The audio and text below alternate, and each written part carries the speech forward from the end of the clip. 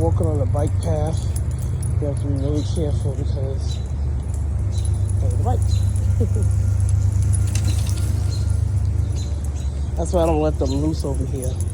I don't want them running into traffic. And there's like scooters, bikes, even a motorcycle be over here. So you have to be really careful.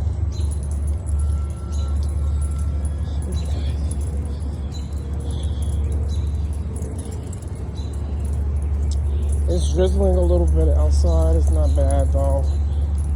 We've had a lot of rain the last couple of days. MeeMee's walking, but she's not too excited. She's turning around because she wants to go home. Come on, MeeMee. Come on, we're gonna turn back around. Come on.